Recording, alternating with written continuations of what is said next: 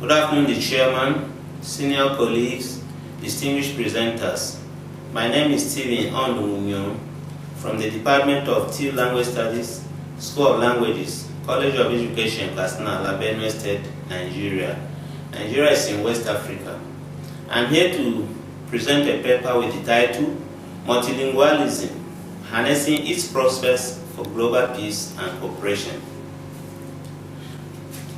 By the day, it is becoming more difficult to find exclusively monolingual communities. This is due in part to advancement in transport and communication, in turn made possible by technological advancement.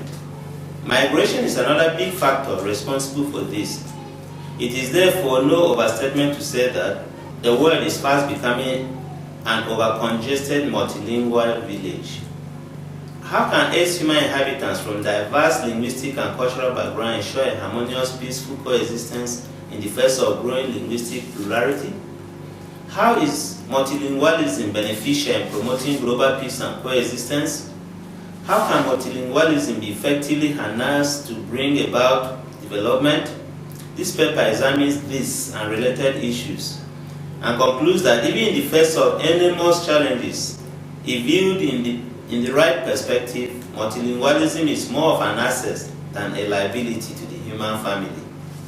The saying that variety is the spice of life holds true for the diversity in culture, which language is an embodiment.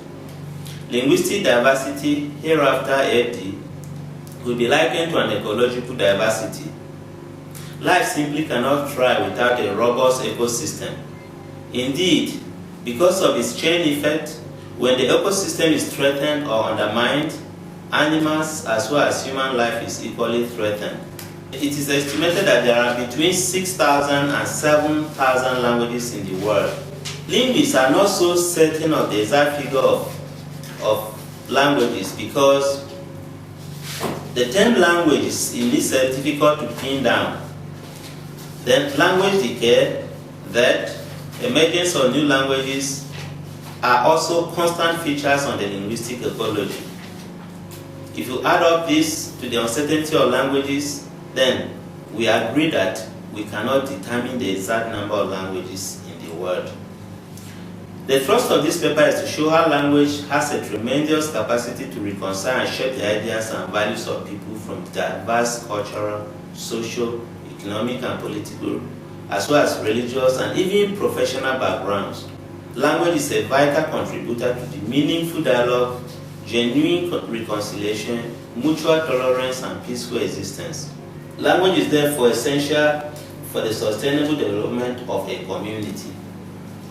Now, language is human-specific because it is unique to the human family.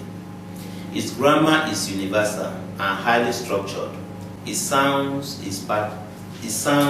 are patterned, and its meaning deep and penetrating. It is only human beings, therefore, that has room for example, music, poetry, and aesthetics. Now, linguistic diversity has been defined in a broad sense as a range of variations exhibited by human languages. The linguistic diversity is a rich, intriguing phenomenon which can be harnessed for development and peaceful coexistence. Most often than not, however, linguistic diversity is exploited for negative, divisive, and retrogressive ends. Linguistic diversity and multilingualism is an issue of global importance which has continued to attract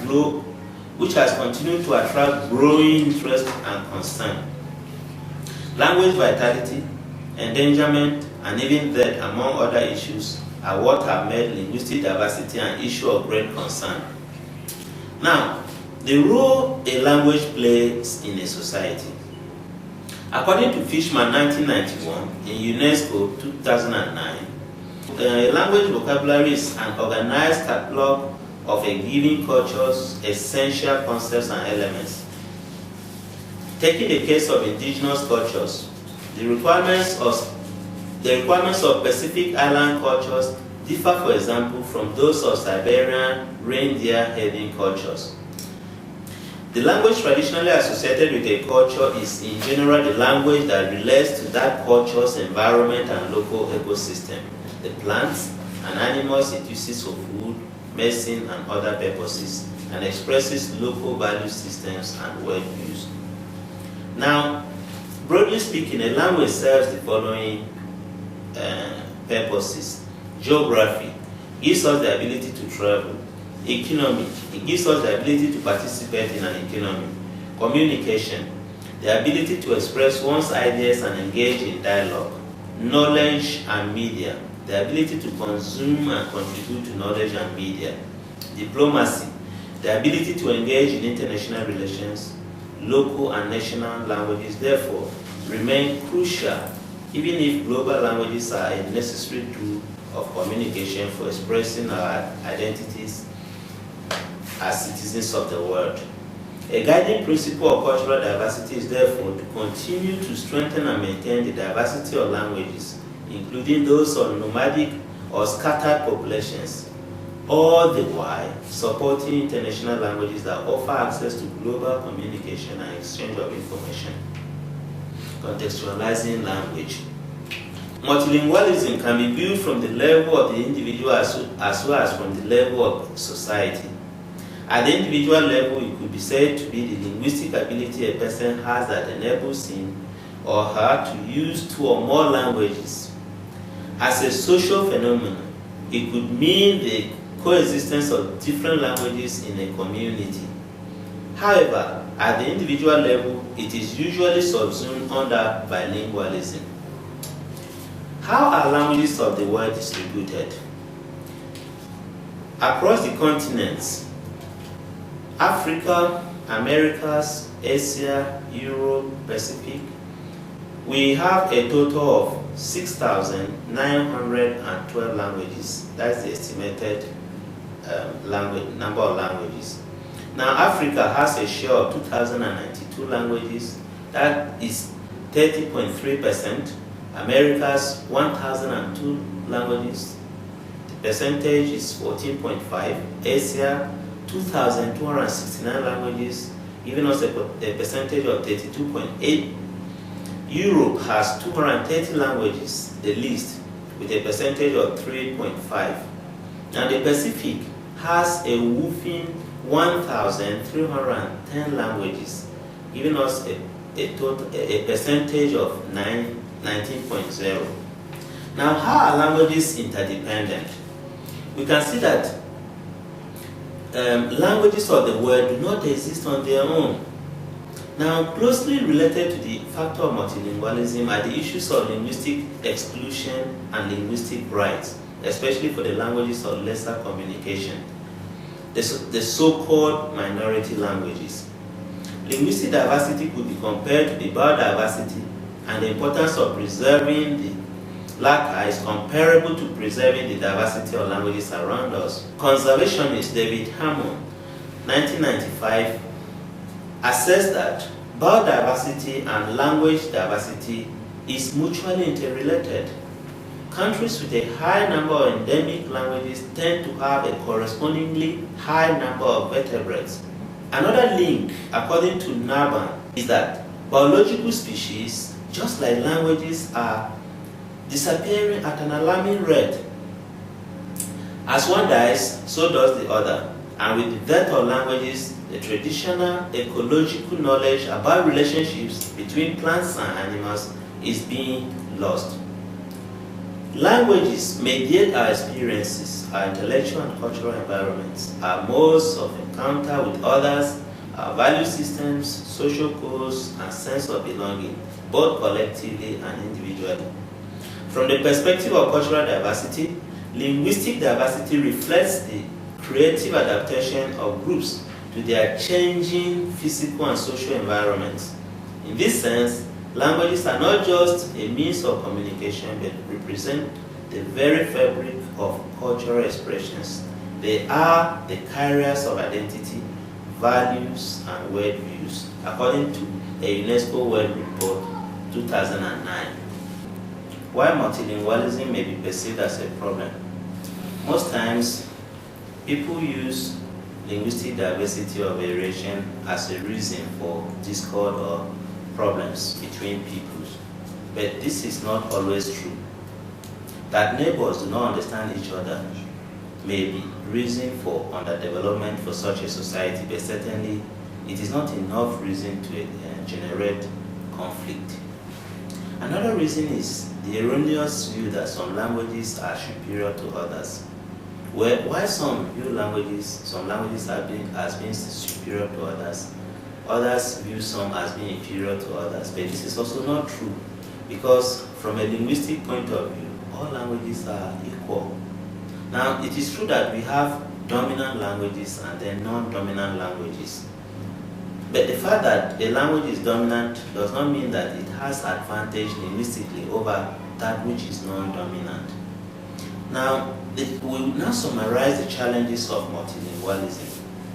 Now, one of the major challenges of multilingualism is that it divides people, in the sense that people who do not speak the same languages are usually suspicious of others.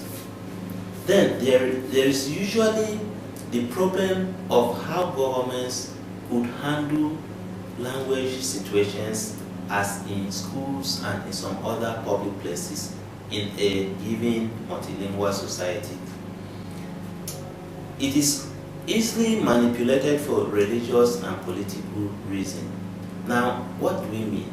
When people disagree, most times linguistic diversity is used as an excuse for political reasons, for religious crisis. But this is also an excuse that is not always true. Where in spite of these shortcomings, there are obviously more benefits of multilingualism, as we will discuss in the next session. Now, what are these advantages of multilingualism? According to Webb, there are 4 basic language problems which could be solved by multilingualism. 1. A restricted access to knowledge and skills. 2.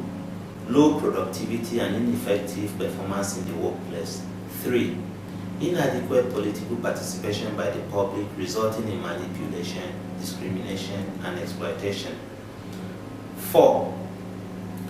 The use of language by a ruling class to generate conflict or division.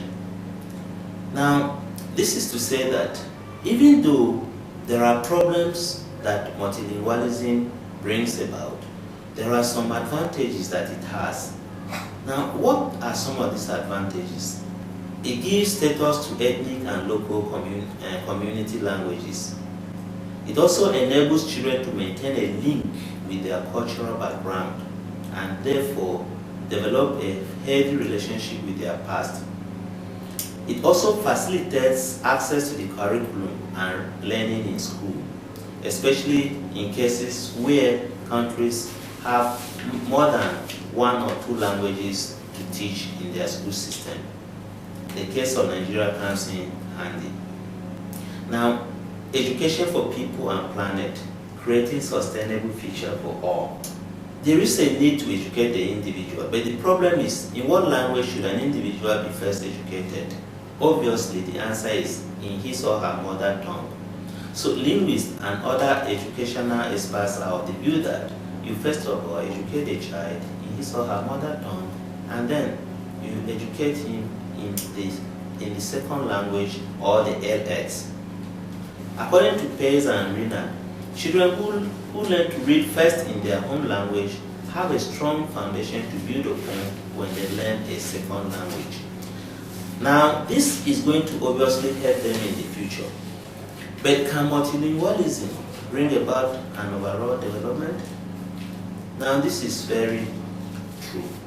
The cross-fertilization of ideas from different cultural and individual experiences, we know we have a larger objective of bringing about a human development as a whole. One insurmountable obstacle is the linguistic divide. To overcome such a challenge, we will ensure that all understand themselves. What do we mean? When people are brought from different linguistic backgrounds to discuss, they obviously will not understand each other. That will mean having to translate what they say or think. That brings us to the next subheading, which says translation as a veritable tool for dialogue and cooperation. Now, Translation is the act of rendering thoughts of one's language into another. Now this becomes necessary because at international levels, people from different linguistic backgrounds do not usually understand themselves. The need for translation therefore becomes handy. Now, governments too may find it beneficial to provide information such as road signs and some other signs at hospitals, road intersection, airports, and other places in different languages. This will help people of diverse linguistic backgrounds to also benefit and also function well in such a society. Now, multilingualism can also bring about sustainable development and cooperation. If governments make deliberate policies that can revitalize endangered language and then help to make people feel a sense of belonging, irrespective of the degree of their language, then this can promote understanding, it can promote development, it can bring about cooperation too. So, some other cultures have actually achieved this, or countries such as Canada, Switzerland, and Singapore have made huge strengths out of their multilingual situation. Now, what are some benefits that one can derive being multilingual? One, the ability to speak more than one language helps improve one's cognitive skills and fight certain mental diseases. Experts are agreed to that when an individual speaks more than one language, it helps him have a better control of himself, and this will in a large way make for social success and individual cooperation. Conclusion: from a linguistic perspective, all languages are equal. However, from a social angle, some languages are more equal than others. This has been made more glaring by globalization with its mixed blessings. Whatever the social categorization or status, language represents the very fabric of cultural expression. They are the carriers of identity and values, as well as worldviews. From the perspective of intercultural relations, safeguarding linguistic diversity goes hand in hand with promoting multilingualism. Now, this means that promoting multilingualism has fruitful results for the whole humankind. In a world of shrinking borders such as ours, efforts should be made to ensure mutual respect for people from diverse linguistic groups, ensure national and international cooperation, as well as development for the generality of all humankind. Thank you for listening. Stephen Andomunyo is my name.